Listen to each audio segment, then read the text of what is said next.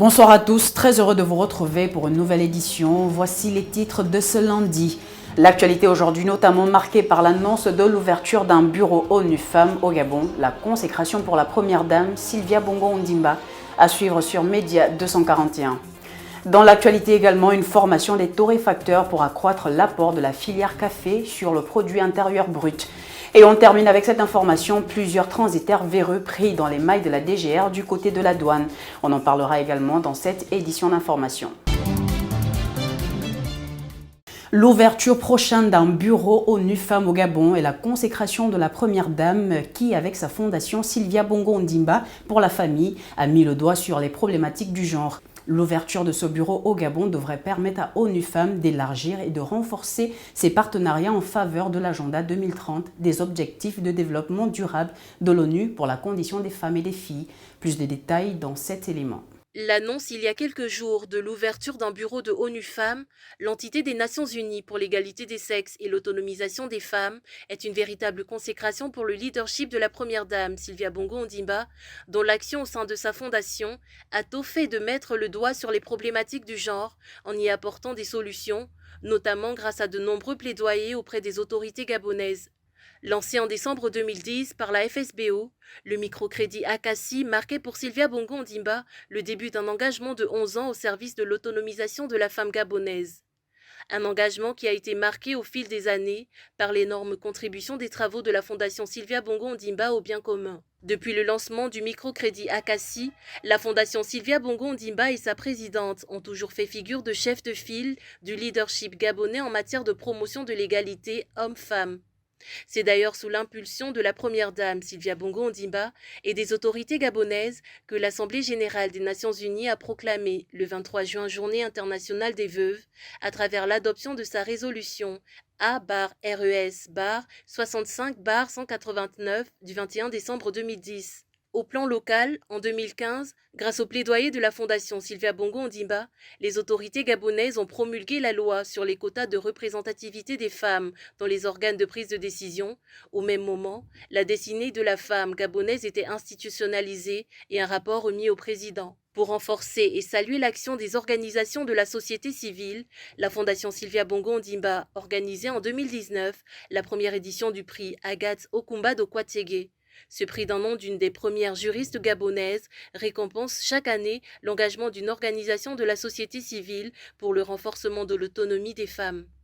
On parle à présent de formation. La première journée du séminaire de formation des torréfacteurs et baristas s'est tenue ce lundi 30 août 2021 à l'hôtel Hibiscus sous la direction du directeur général de la KESTAB, accompagné des représentants de l'Organisation interafricaine du café. Cet atelier a pour objectif de renforcer les torréfacteurs professionnels et de valoriser les cafés des régions de production.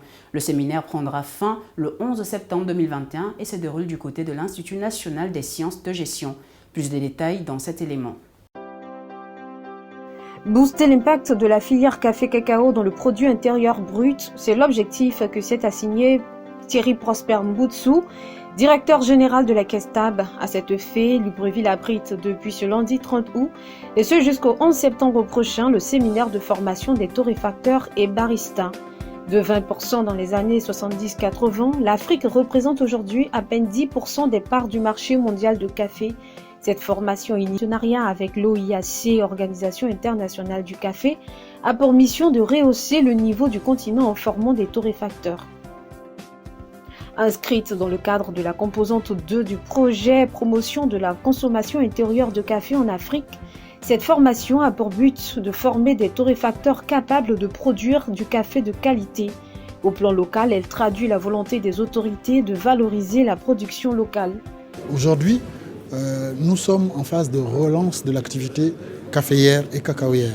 Donc les chiffres sont assez calamiteux, mais nous nous attelons aujourd'hui à mettre en place des plans de relance qui permettront à terme de relancer véritablement notre production caféière et cacaoyère.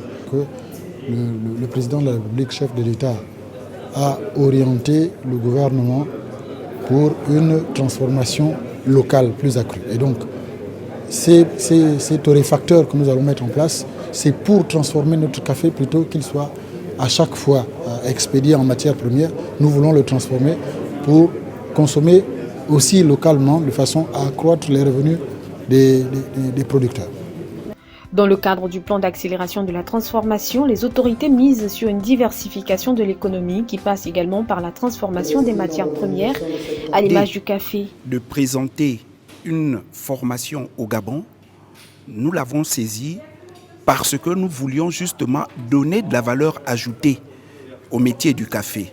Et nous estimons que pour ajouter de la valeur, pour ajouter en fait la valeur au café, qu'il fallait prendre part à cette formation qui nous donnerait les rudiments nécessaires. Nous retenons de ce premier jour d'atelier 3 choses.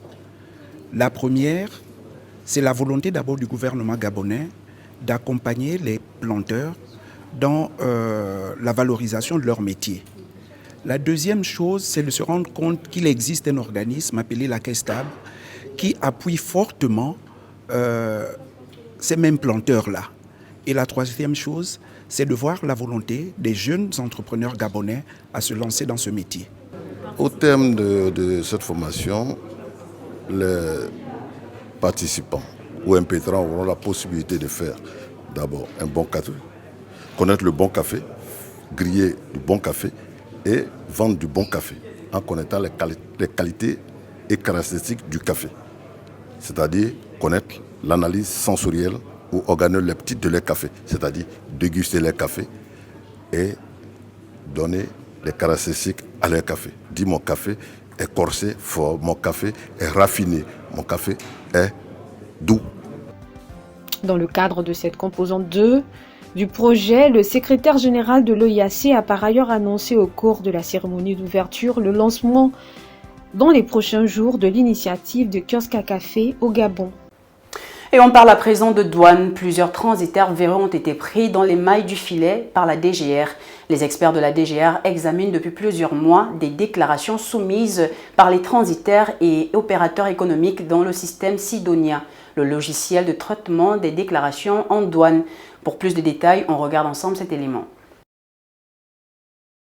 Lors de sa première visite en tant que directeur, Boris Atchougou, le directeur général des douanes, avait averti que toutes les poches de parafiscalité seraient traquées et que le moindre centime devra aller dans les caisses de l'État. Selon le très informé africanintelligence.fr, l'enquête en cours sur les fraudes douanières au sein des ports du Gabon a déjà permis de confondre 2 opérateurs économiques et un transitaire, tous frappés pour le moment par une amende. Les experts de la DGR épluchent depuis plusieurs mois des déclarations soumises par les transitaires et opérateurs économiques dans le système Sidonia, le logiciel de traitement des déclarations en douane. Ce travail permettra aux enquêteurs de déterminer si les déclarations en douane sont conformes au contenu des conteneurs. Cette opération permettra à long terme à l'État de mettre fin à un vaste trafic qui dure depuis plusieurs années au sein des ports gabonais et récupérer d'importantes sommes d'argent. Pourtant, depuis qu'elle s'est engagée à lutter contre toute forme de trafic au sein de son administration, la nouvelle direction générale de la douane gabonaise est régulièrement la cible de certains confrères proches de l'opposition, dont les articles à charge et à la demande tranchent avec leur slogan d'impartialité et l'éthique. Et c'est ainsi que prend fin cette édition d'information. Merci pour votre fidélité. Restez câblés sur les programmes de Média 241. Bonne fin de soirée.